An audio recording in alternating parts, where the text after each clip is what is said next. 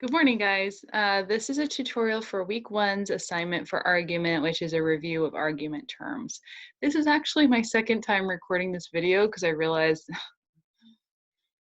the first time when I did screen share, I didn't do it right. It showed the same screen the whole time. So please be patient with me while I have to stop sharing my screen and then reshare it for a different application. Now that I've learned that, that took me 45 minutes of work that I'm redoing. This should only be, if it's like last time, around 30 something minutes to go through this. You're welcome to fast forward to sections that you need help with. If you can figure out the other sections on your own, please make sure that you open up the document that I'm going to tell you about in a minute and the PowerPoint. So this video is for those that would want a little bit more support in completing the assignments or a little bit more explanation. I'm definitely going to go into some detail on argument and the terms and how they work. So in that section, it's going to take a little bit longer than it would if you were just taking notes, but I do think you're going to get better explanations from me here than you would just doing it on your own. So the first thing you need to do is I sent a link through your email to this assignment for the week. This is where you also submit the assignment. Now mine looks a little bit different because it's my instructor one that I've set up. The student one's not live and active yet as I'm recording this video, so I can't show you that one, but I will show you what I've put in there and it should look very similar. So the first thing is I explained to you on here our continuous learning stuff, and there's two ways that you can really complete the assignment. One is to just guide yourself through the PowerPoint and fill in the assignment in Word, save that Word document and submit it. That's for those of you who are really tech savvy and even content savvy with class. So if argument is something that you're like, yeah, I kind of get it, this is something that I feel somewhat confident with, then you probably are doing that when you're not even watching this video.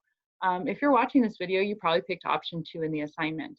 So you chose to watch the tutorial, and you're going to also use the PowerPoint and the Word document to access the stuff.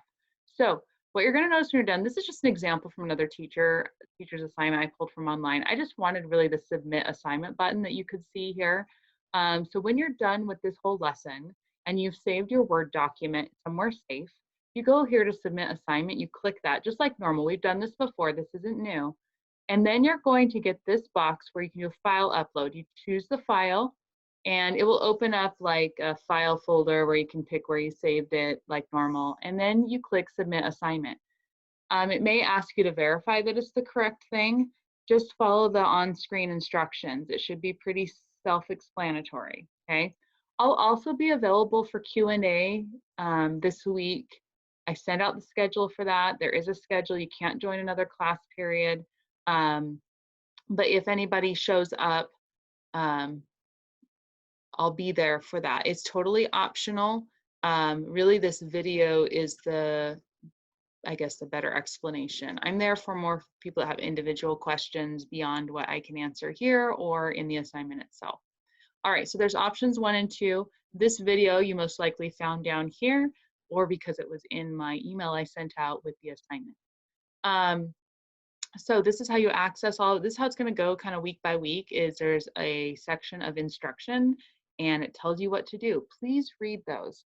Please follow them. Try to keep them simple so that you can just follow it. And I try to keep the assignment is one thing, one document that you fill out or one video that you submit, whatever that is for the week, okay? So trying to keep it as simple as I can and yet help you out as much as I can, all right? So that's what it looks like on Canvas. When you're done with the whole assignment, you come back to Canvas and you submit that assignment with the blue button that says Submit Assignment. If you lose track of this link, just go back to the email and open it again, or you can also go to assignments on the left of our class and you will find it listed there, okay?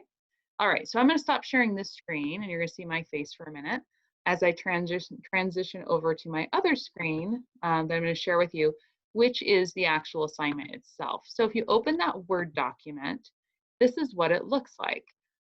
It's the week 1 argument review. That's our focus. So I'm just going to explain this document to you and how it works. So it lines up with the PowerPoint. it goes step by step through it. So step one, there's an intro video about argument by a professor of philosophy, Daniel Cohen, which I'll talk about when I switch over to the PowerPoint. So you just fill this in. There's blanks here that you just fill in with the information as you follow along. This is called closed notes, and it's supposed to help you engage with it. And then there's also this answer at the end. Don't forget these ones where there's like a question with a blank space to answer. You actually answer there, okay, and type it into the document. So I can just type in there, okay? Do something like that, okay? I don't want to change my actual document. Before you start filling this out though, one thing you do need to do is do a file and save a copy and save it to a safe location. So for example, me, I can go here and like see all my file folders over here, just like normal, and I can save it where I want to. Your cloud looks like that. It looks like a cloud. And then you can pick whatever file folder you want. Hopefully you have an English folder, okay? So that's what you can do, and save it first before you start making changes. That way, anything you change will start automatically saving there. And especially if it's in the cloud, it will do auto saves.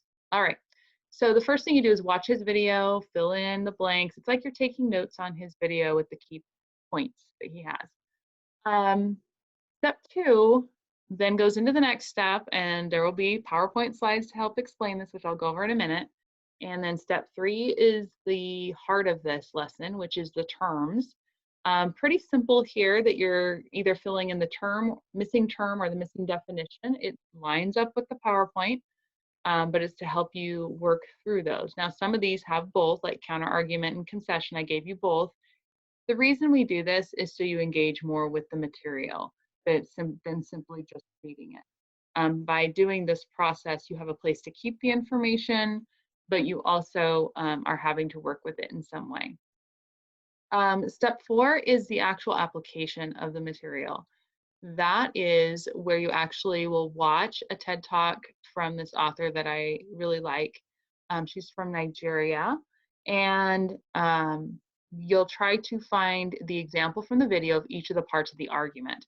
She does have an argument going on there. So you can type it there. You can also copy and paste it because I do have the transcript available of her speech. So, and then finally a reflection, you thinking about her argument and what was the most convincing point she made. All right, so you fill this out and then you save it again.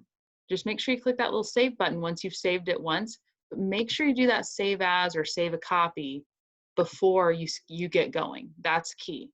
Okay. All right. So I'm going to stop sharing and close that out. So the next thing I'm going to do is I'm just going to go to the PowerPoint, and I'm going to take you through it as much as I can and explain things. Again, feel free to fast forward, pause, rewind, whatever you need to do to access the material. So we're going to actually, sorry, remember how I started this earlier and I said that I recorded it? Yeah, that's because that's where I left off at, because I had finished. I realized I messed up. So if you're on your computer, you can also follow along in the PowerPoint. It's there to help you out as a learning tool. So we are, all the 10th grade teachers are doing an argument unit for the rest of the year. And so we figured we'd start with a review because you're all coming from different places in your understanding of argument. I loved seeing your videos of the Flipgrid videos about argument and what you think about it and how you kind of process what is argument. Some of you saying, well, I don't really know the difference between arguing and argument. Aren't they the same thing? And, you know, I think it's a mindset and how we view it. So we decided to start off with something to get you kind of maybe thinking a little bit differently about argument and what it is.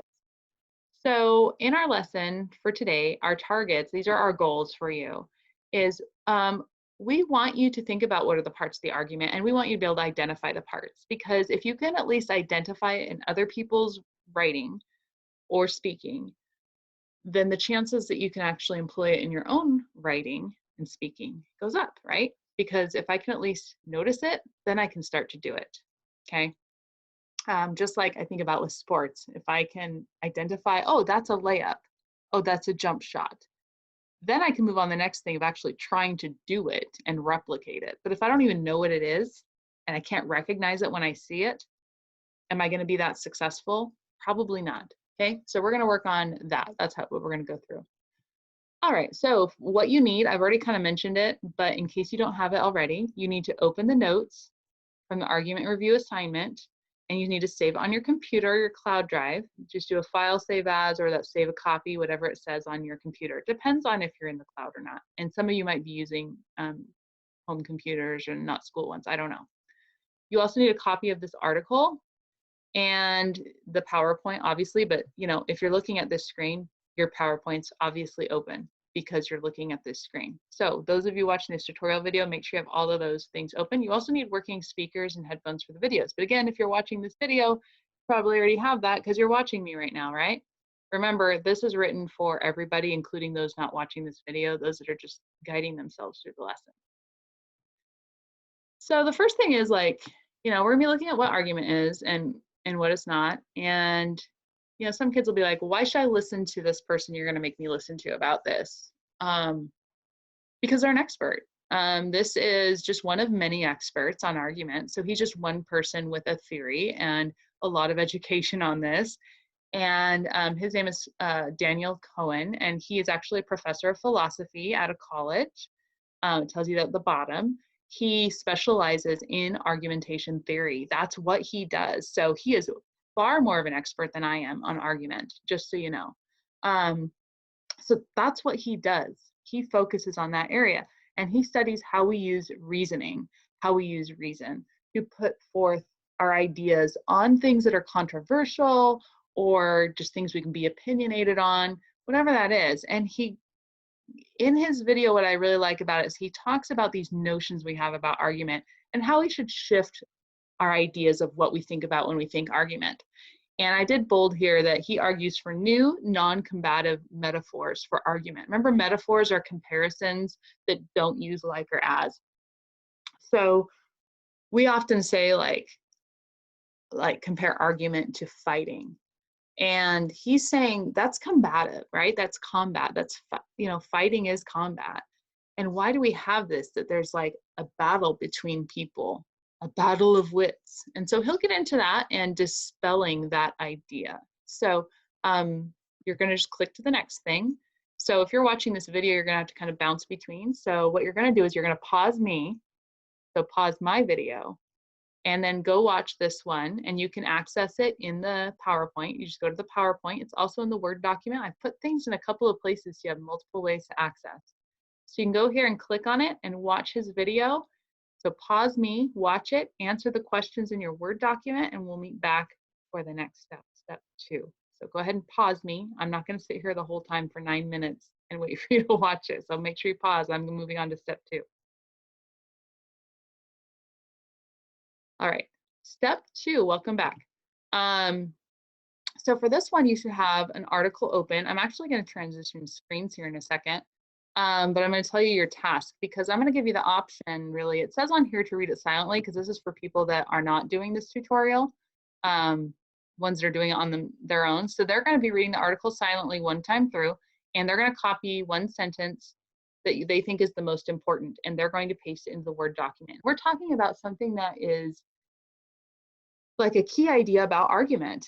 Like, what is the point? Remember, we're focusing on Cohen and his idea. There's another TED Talk that's referenced. You can also pull something from that if you want, because it could be additional stuff beyond the Cohen material that we've already watched in the video. So you just need to find one sentence that you copy over that you think was important and interesting about argument. So do that while I read. So what I'm going to do is I'm going to stop sharing this screen, the PowerPoint. I'll come back to it. But I'm going to actually open up that link to the article. I should have it here somewhere. I think right here. Okay, so, and I hope it shows it. We'll see, because I can't really see. I see my screen and I hope it's recording it correctly. If not, you'll at least hear me reading it and you can follow along. So it's called The Upside of Losing an Argument and or Being Wrong. And this is actually a blog post that references Cohen, whose video you just watched, okay? My last fight came after, of all things, the movie Pacific Rim. As my movie-going companion and I walked out of the theater, he said of Guillermo del Toro's latest, "That was awesome." I, on the other hand, thought it was just okay, managing to slightly elevate its robots versus aliens premise.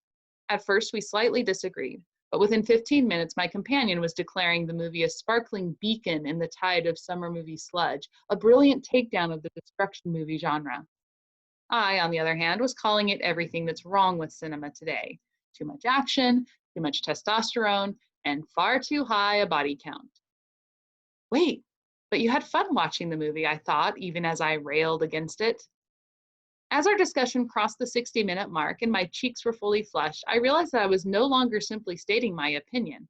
I was positioning myself to win an argument, dismissing my companion's points no matter whether I agreed or not. I was in this fight to be crowned the person most in the right, and it didn't feel good. This silly argument left me thinking, what is it about human beings that leaves us needing to be right, needing to get the last word in no matter what? Luckily, two fascinating TED Talks, one posted today and one classic from 2011, speak to the strong desire and give insights on how we can break through it. All right, so that was all introduction. It was setting up a story. It told us a story to bring us into the topic. And now the writer is going to go into the main point about argument. I mean, that was all just getting you thinking, okay? That's how we write. Notice how many paragraphs it was. That was interesting. All right, we'll keep going. Philosopher Dan Cohen has spent decades perfecting the art of arguing, and yet in today's talk given at TEDx Colby College, he reveals that he now loses intellectual debates more than ever. Why? Because he has stopped subscribing to the dominant metaphor that surrounds debates, that they are a war with vicious battles fought, and with a clear winner and a clear loser at the end. When we talk about arguments, we talk in very militaristic language. We want strong arguments, arguments that have a lot of punch, arguments that are right on target. The killer argument, says Cohen, dissecting how we argue.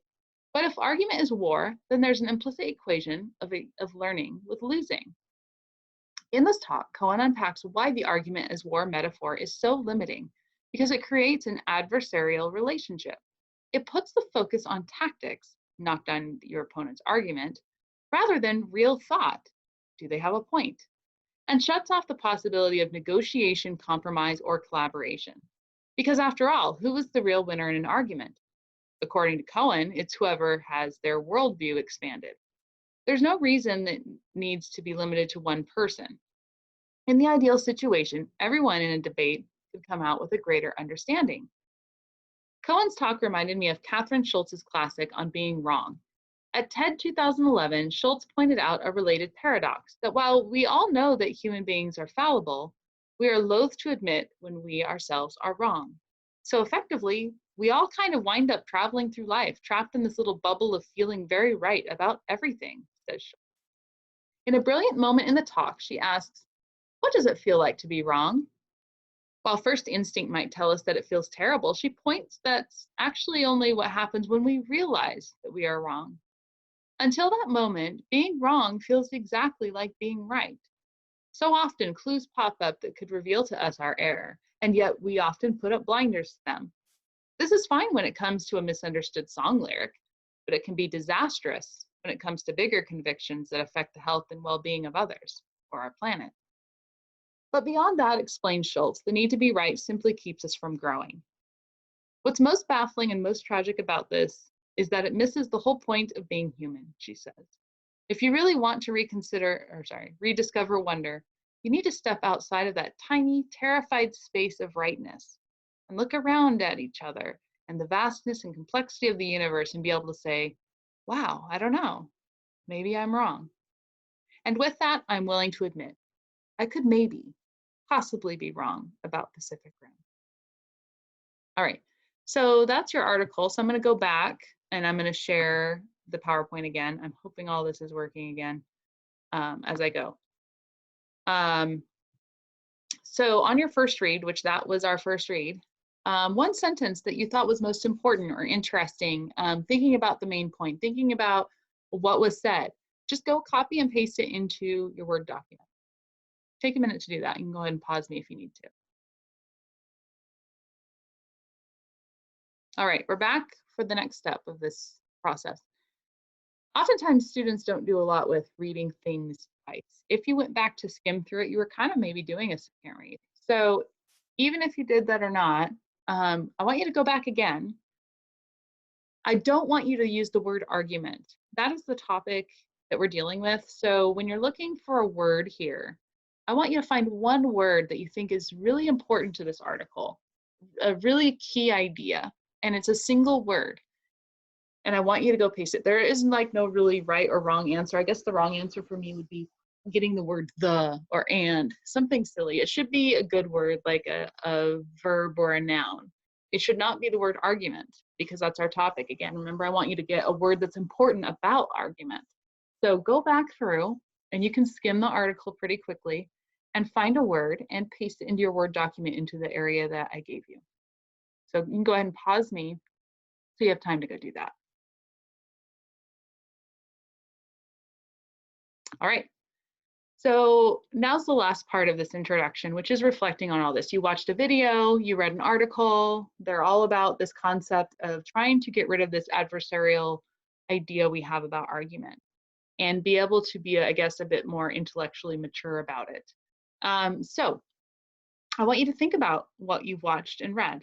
In your own words, what did this video and article add to or support with your understanding of an argument's function? So it's either reconfirming something you already knew or believed, or it's new understanding.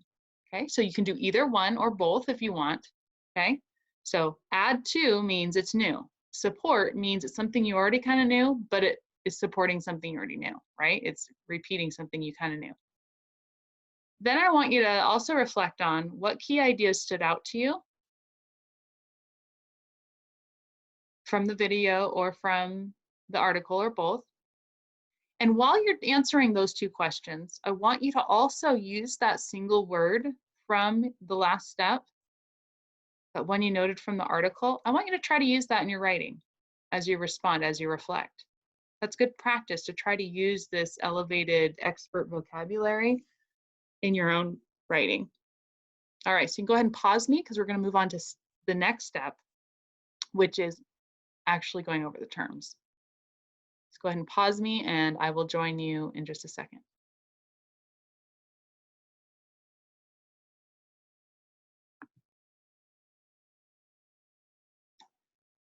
All right, so we are on to argument terminology. You actually have a table to fill out with some missing information, and you're going to get that correct information. I'm also going to explain things to you.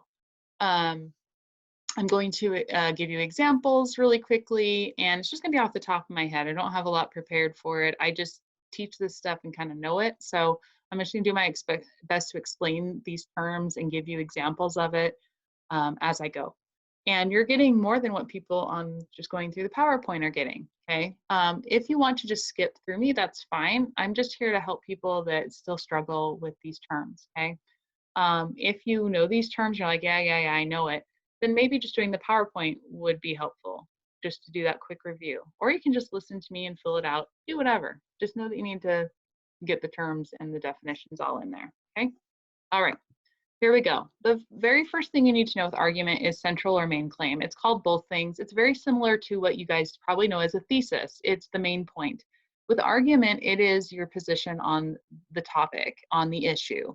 So for example, I'm going to use this idea of should we have, let's think of one. Do I want one that's timely for right now?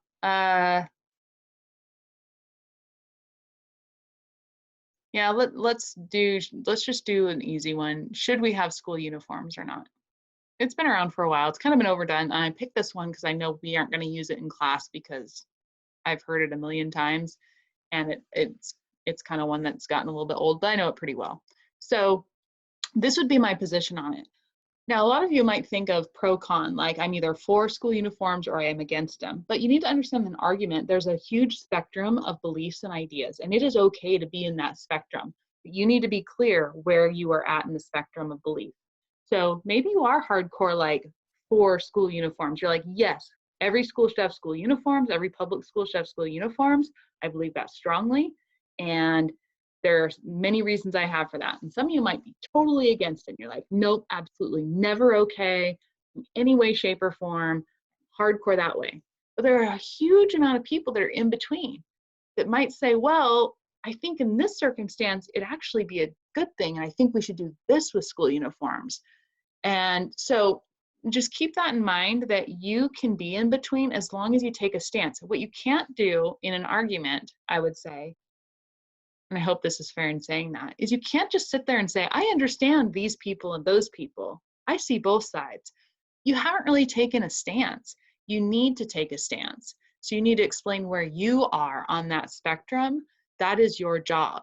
If you don't do that, you don't have a clear stance for an argument, okay? So that's why you've got to do your research and think about things and come up with a decision, just like in life. If I need to buy a car and I need to make a decision, I can't just sit there the whole time and be like, I don't know, I can see why I should go buy a used car that is a really nice brand, but maybe like 6 or 7 years old. But I can also see why I might want a new car that is maybe a cheaper brand, but brand new and has a warranty. I don't know, what should I do? Okay, well, that's when you're starting to make a decision, but there comes a point where you need to take a stance and make a decision in life. And that's the same thing with argument. There comes a point where you need to at least go into the argument knowing what you kind of, where you're at. Now, this is different from like a verbal argument. I'm talking about like a speech or an essay where it's like your final argument you're presenting. If I were having a conversation with a friend about like a philosophical idea or our beliefs, I may go into it with a pretty strong stance, or I may go into it not knowing how I feel either way. But hopefully I'm open-minded enough to have a discussion about it.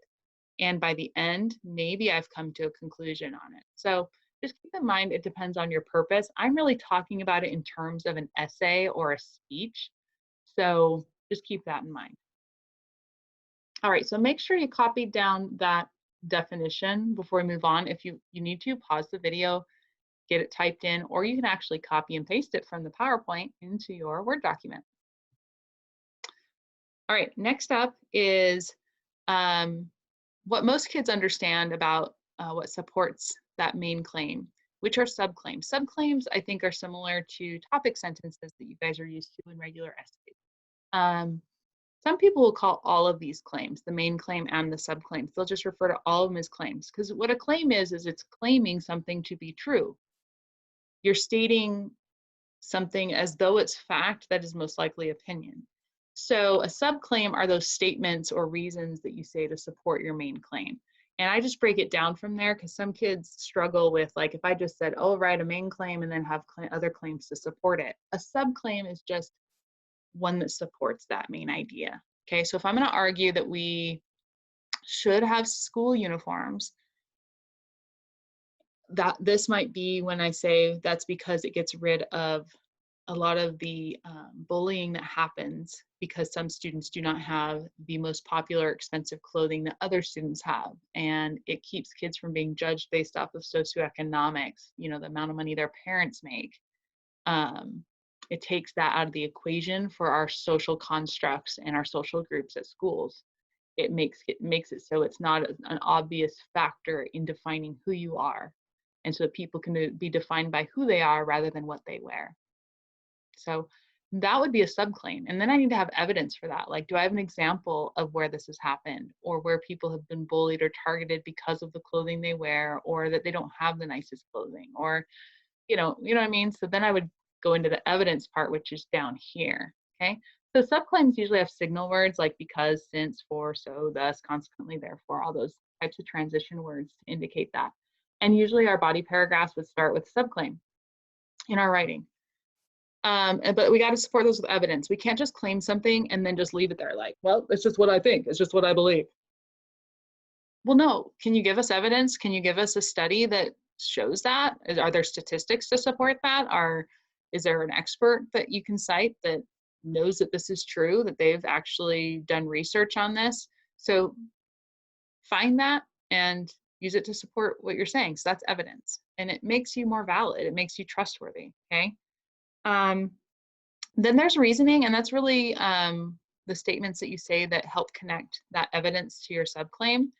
This is different than reasons, okay? So notice we have reasons up here versus reasoning. Reasoning is the action of that, and this is a lot like your,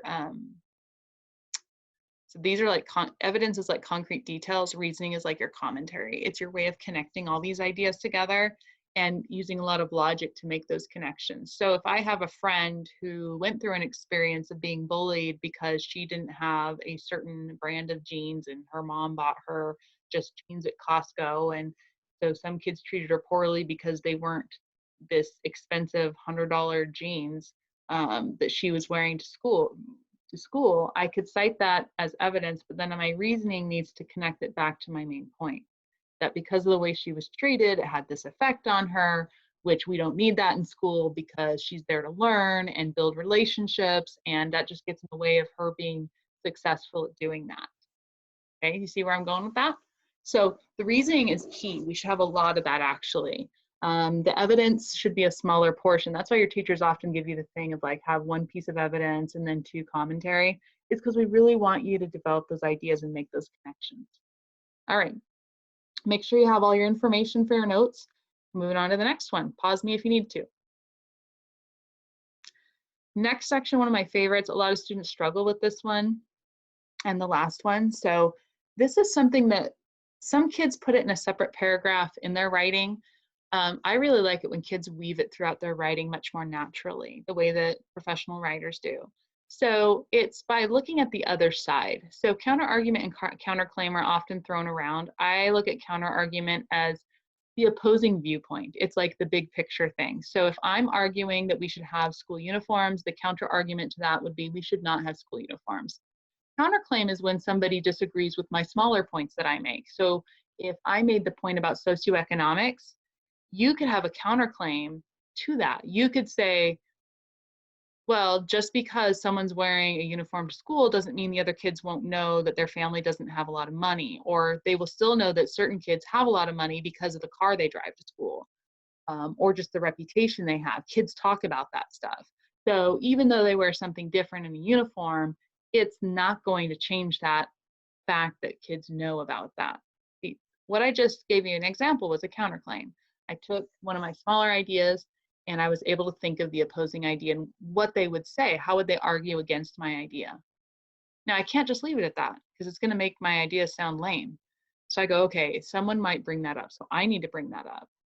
This whole idea of like, we can still tell somebody's like how much money their family has based on other factors besides clothing. So I need a way to refute that.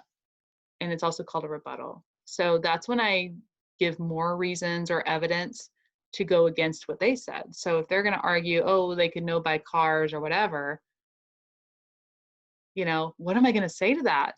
That's hard to speak against, that kids talk and kids know that stuff. But I could argue that maybe if we start this early enough in kids' lives, before they have cars and before they have smartphones and before they have those ways to talk about whose parents have how much money, we can get them to be better human beings that don't judge people based on that, and give them a chance to build friendships with people that come from different backgrounds. And that way they build those relationships before they find out that information. So that way that information even in itself isn't important to them. Okay, so that's how I do a rebuttal refutation. And you can do a rebuttal refutation to a counterclaim or a counter argument. It's an answer to that. It's a way you're going to actually kind of push back on that again. Sometimes it's finding another reason completely. They're saying, okay, yeah, maybe it is true that they would know based off the car, but here's still the benefit. And that kind of gets to our next thing, which is, again, another thing that I think is key a lot of kids don't do in their argument writing, which is a concession. Concession is when you can actually be mature enough to step back and say, hey, you know what? I actually agree with the other side on this part of it, on this and this and this. I totally get that. I understand this, and I actually agree with you. However, I still disagree with you here. And so we would maybe build in some refutation and rebuttal there, even with a concession. So a concession is where you acknowledge a point made by your opponent or a point they would make. If it's in writing, we bring up what the opponent might say or bring up, and then we write about it. if we were talking to somebody, they might bring up an opposing idea. And this is us being able to say, yeah, I actually agree with you on that. However, how about this?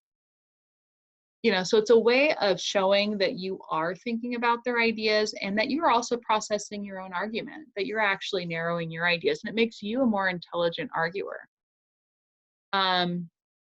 Again, it allows for that spectrum of ideas, really. It also narrows the debate.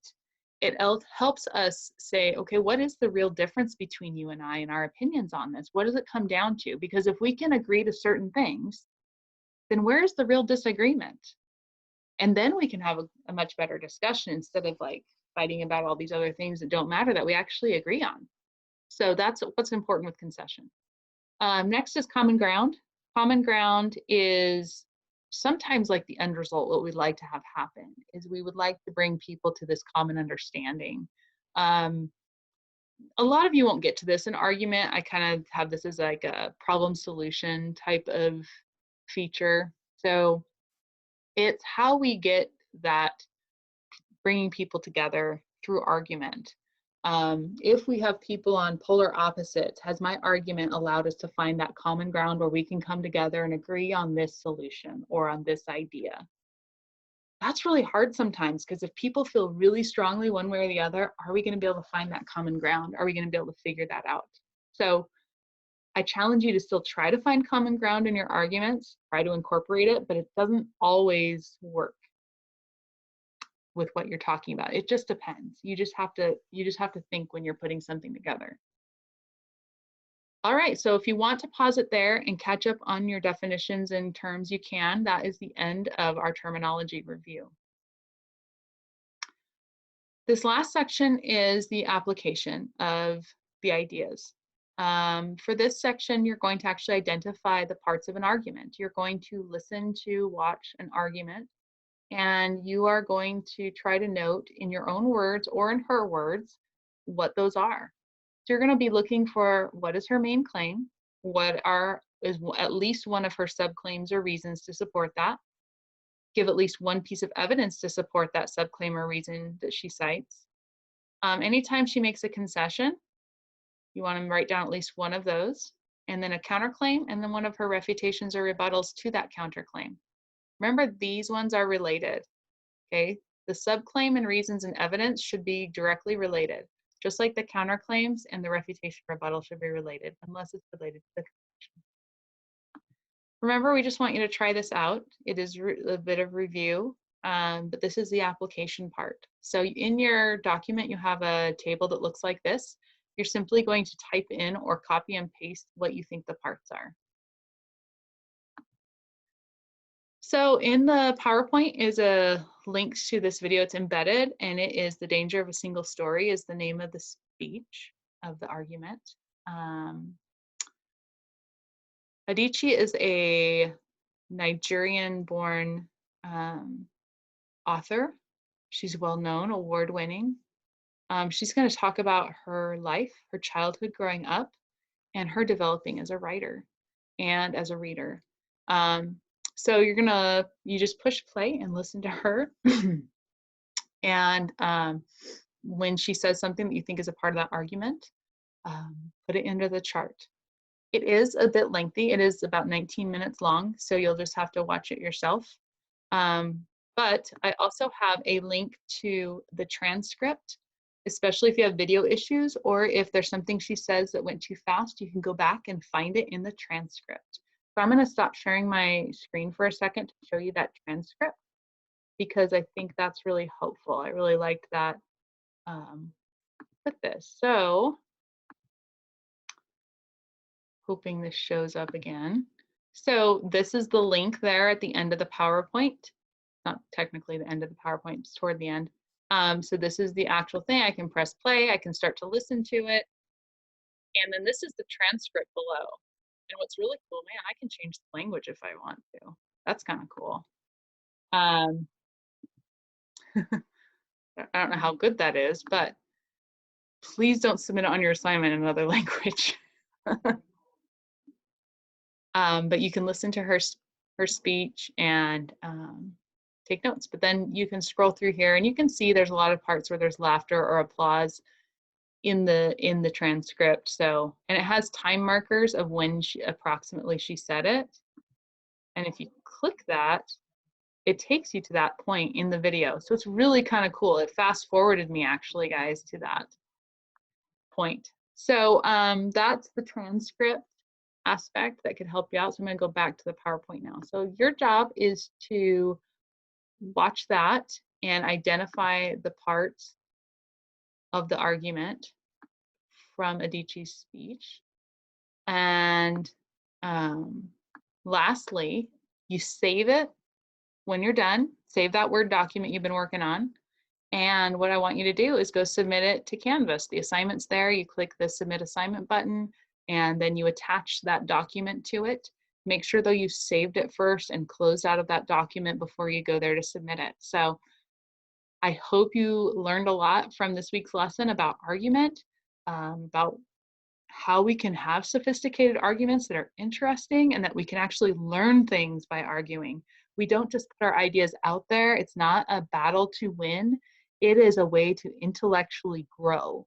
It's a way to think differently and to think outside of your norm. And to me, that's what's so powerful about argument and so fun about it actually, is it's real learning and real critical thinking. It's not just going through the motions. So this week was a little bit of just processing. Next week's going to be a little bit more fun with application of you thinking through a topic you're familiar with. And I look forward to sharing that fun activity with you guys next week. So if you have questions, join me at the Q&A this week. The schedule was sent out already via email. It's also posted in Canvas. And those are totally optional, just for me to be there to help people that need more of a verbal explanation one-on-one. You can also email me with questions. Just know that it takes me 24 to 48 hours to reply, so you won't get an immediate response, but I will do my best to respond to you as best as I can. So have a great week. I look forward to seeing your work on Thursday night. Remember, it's due Thursday by midnight. Don't wait till the last minute though. So miss seeing you guys. Good luck.